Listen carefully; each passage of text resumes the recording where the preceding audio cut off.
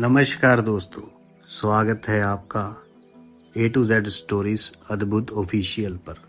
साधु संत फकीर महात्मा गुरु रहबरों की सदा ही जय जयकार। महात्मा बुद्ध साहब के जीवन की एक घटना है।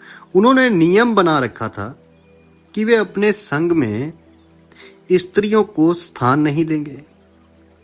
स्त्रियों के लिए भिक्षु होने की दीक्षा उन्होंने वर्जित कर रखी थी। एक समय महात्मा बुद्ध एक गांव में ठहरे हुए थे। वहां महाप्रजापति गौतमी उनके पास पहुंची। उन्होंने बुद्ध साहब से कहा कि आप स्त्रियों को भी दीक्षा दें, किंतु बुद्ध ने अस्वीकार कर दिया। अनेक स्त्रियां इकट्ठी हुई और उन्होंने विचार किया कि कैसे महात्मा बुद्ध से स्वीकृति प्राप्त की जाए। स्त्रियों ने निर्णय लिया कि स्वयं सेविकाएं बनकर महात्मा बुद्ध के समक्ष पहुंचा जाए। गौतमी ने अपने बाल काटे, भिक्षु के वस्त्र पहने और अनेक स्त्रियों के साथ महात्मा बुद्ध के सामने पहुंच गई।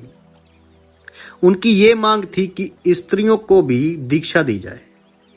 महात्मा बुद्ध ने उनकी बात को स्वीकार नहीं किया। स्त्रियां निराश हुई। जब महात्मा बुद्ध साहब के एक शिष्य आनंद ने स्त्रियों को देखा, उनके पांव सूजे हुए थे, उन पर धूल चढ़ी हुई थी, उनकी आंखों से आंसू बह रहे थे। उन्होंने पूछा, क्या बात है? स्त्रियों ने कहा, महात्मा बुद्ध उनके धर्म और नियम के अनुसार हमें भिक्षु होने की दीक्षा नहीं दे रहे। जब आनंद ने व्यक्तिगत रूप से महात्मा बुद्ध से निवेदन किया, महात्मा बुद्ध को उन्होंने याद दिलाया कि इस समय यह सामाजिक मान्यता है कि स्त्रियां मोक्ष की अधिकारी नहीं, पुरुषों के मुकाबले निम्न हैं। तो क्या आप भी ये मानते हैं, इसीलिए उन्हें दीक्षित नहीं कर रहे हैं? महात्मा बुद्ध ने उत्तर दिया, मुझे गलत ना समझा जाए।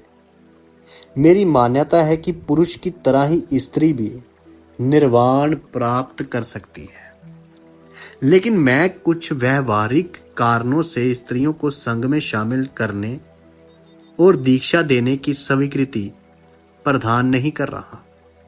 आनंद ने महात्मा बुद्ध साहब का यह उत्तर सुना और फिर कहा कि सिद्धांत और व्यवहार में परिवर्तन करना चाहिए। जब ये बात आनंद ने कही तो महात्मा बुद्ध साहब को ये बात जंच गई और उन्होंने ये घोषणा की कि जो स्त्रियां भिक्षु होना चाहेंगी उन्हें कुछ नियमों का पालन करना होगा। स्त्रियों ने स्वीकार कर लिया और तब से स्त्रियां भी बौद्ध बनने लगी।